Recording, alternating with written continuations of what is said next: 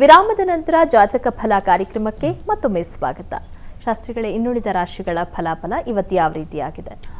ತುಲಾರಾಶಿಯವರಿಗೆ ವೃತ್ತಿಯ ಅಧಿಪತಿ ರಾಹುಯುಕ್ತನಾಗಿದ್ದಾನೆ. ಹೀಗಾಗಿ ಮಸಲತ್ತುಗಳು ಕೆಲಸ ಕಾರ್ಯಗಳಲ್ಲಿ ಅದು ತೊಂದರೆ ಆಗುತ್ತೆ. ನಿಮಗೆ ಗೊತ್ತಿಲ್ಲದ ಹಾಗೆ ಏನೋ ಮಾಡ್ತಾ ಇರ್ತಾರೆ, ಅದು ನಿಮಗೆ ಗೊತ್ತಾಗೋದಿಲ್ಲ, ಆದರೆ ಗೊತ್ತಾಗ್ತಾ ಇರುತ್ತೆ. ಆ ಥರ ಅಂಥದ್ದೊಂದು ಲಕ್ಷಣ ಇದೆ. ಹೀಗಾಗಿ ಭಯದ ವಾತಾವರಣ ಇರ್ತದೆ ವೃತ್ತಿ ಸ್ಥಳದಲ್ಲಿ. ಈ ದಿವಸ ನಿಮಗೆ ಧೈರ್ಯ ಬೇಕು.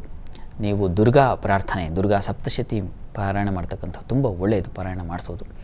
ಅದರ ಹೊರತಾಗಿ ದಿವಸ ನಿಮಗೆ ಮಾತಿನ ಕೌಶಲ್ಯ ಚೆನ್ನಾಗಿರ್ತದೆ. ಮಾತಾಡಿ ಏನೋ ಆ ಒಂದು ಸುಳಿಯಿಂದ ಹೊರಗೆ ಬರ್ತೀರ. ಮತ್ತು ಕುಟುಂಬದಲ್ಲಿ ಸಹಕಾರ ಚೆನ್ನಾಗಿರ್ತದೆ. ಸ್ತ್ರೀಯರ ಸಹಕಾರ, ಅವರ ಸಲಹೆ ತಗೊಳ್ಳಿ, ಒಳ್ಳೆಯದು. ಉಳಿದ ಹಾಗೆ ದಾಂಪತ್ಯದಲ್ಲಿ ಭಿನ್ನಾಭಿಪ್ರಾಯ ಬರುತ್ತೆ. ದಿವಸ ಮನಸ್ತಾಪಗಳು, ಬೌದ್ಧಿಕ ಮನಸ್ತಾಪಗಳು ಬರೋ ಸಾಧ್ಯತೆ ಇದೆ. ಸಮಾಧಾನ, ಲಲಿತಾ ಸಹಸ್ರನಾಮ ಹೇಳ್ಕೊಳ್ಳಿ, ಅನುಕೂಲ ಆಗುತ್ತೆ. ಇನ್ನು ವೃಶ್ಚಿಕ ರಾಶಿ, ವೃಶ್ಚಿಕ ರಾಶಿಯವರಿಗೆ ವೃತ್ತಿಯಲ್ಲಿ ಬಹಳ ಧೈರ್ಯ ಸಾಹಸಗಳಿದ್ದಾವೆ. ಎಂಥ ಕಠಿಣವಾದದ್ದನ್ನು ಸುಲಭವಾಗಿ ಸಾಧಿಸ್ತೀರ. ಈ ದಿವಸ ಸ್ವಲ್ಪ ಉದಾರವಾದ ಸೂಚಿಸ್ತಾ ಇದೆ. ಮಕ್ಕಳ ವಿಚಾರದಲ್ಲಿ ಮನಸ್ತಾಪ ಬರುತ್ತೆ. ಮಕ್ಕಳಿಂದ ಕೊರಗು, ಅವರ ಚಿಂತೆ, ಅವರ ಒಂದು ವರ್ತನೆ, ಇವೆಲ್ಲ ನಿಮಗೆ ತೊಂದರೆ ಆಗುತ್ತೆ. ಹೈಯರ್ ಸ್ಟಡೀಸಲ್ಲಿರ್ತಕ್ಕಂಥವ್ರಿಗೆ ಮನಸ್ಸು ಚಂಚಲವಾಗಿ ಓದ್ಬಿಟ್ಟು ಬೇರೆಲ್ಲ ಎಳೆತ ಸೆಳೆತ, ಇದರಿಂದ ನೀವು ಹೈರಾಣಾಗಿಬಿಡ್ತೀರ. ಹೀಗಾಗಿ ಈ ದಿವಸ ನೀವು ತಪ್ಪದೇ ಯಾದೇವಿ ಸರ್ವಭೂತೇಷು ಬುದ್ಧಿರೂಪೇಣ ಸಂಸ್ಥಿತ ನಮಸ್ತಸ್ಯೈ ನಮಸ್ತಸ್ಯೈ ನಮಸ್ತಸ್ಯೈ ನಮೋ ನಮಃ, ಈ ಮಂತ್ರವನ್ನು ಹೇಳ್ಕೊಳ್ಳಿ, ಅನುಕೂಲ ಆಗುತ್ತೆ.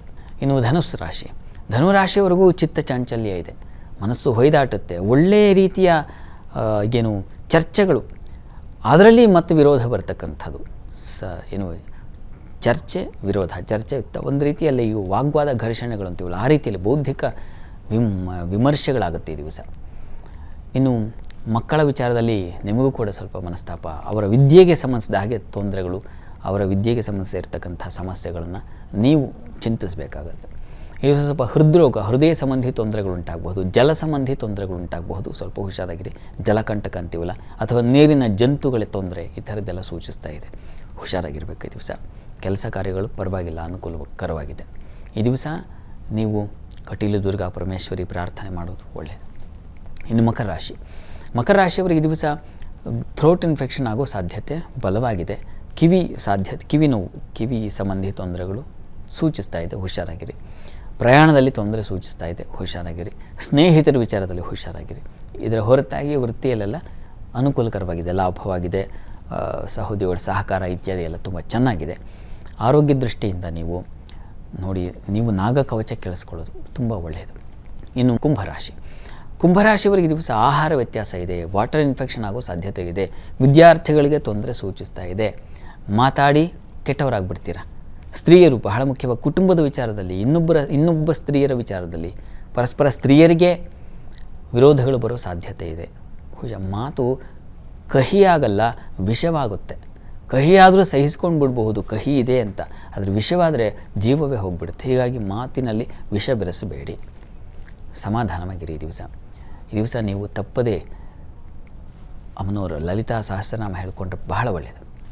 ಇನ್ನು ಮೀನರಾಶಿ, ಮೀನರಾಶಿಯವರಿಗೆ ಆರೋಗ್ಯ ವ್ಯತ್ಯಾಸ ಸೂಚಿಸ್ತಾ ಇದೆ, ಹುಷಾರಾಗಿರಿ.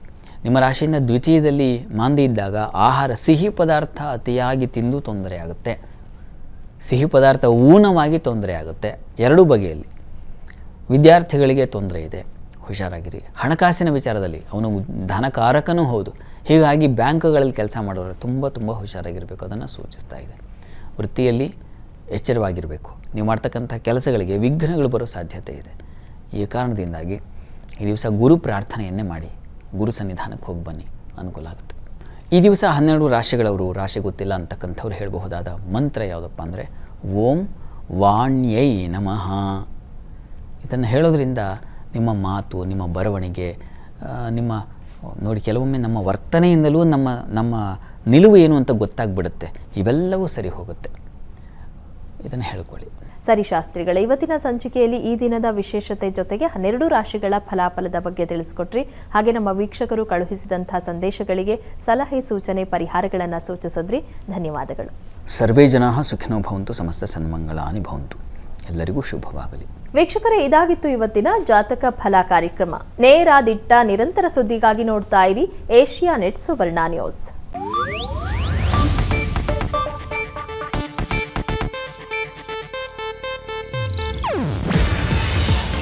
ಏಷ್ಯಾನೆಟ್ ನ್ಯೂಸ್ ನೆಟ್ವರ್ಕ್ ಪ್ರಸ್ತುತಿ. ನೀವು ನೋಡ್ತಿದ್ದೀರಾ ಏಷ್ಯಾನೆಟ್ ಸುವರ್ಣ ನ್ಯೂಸ್.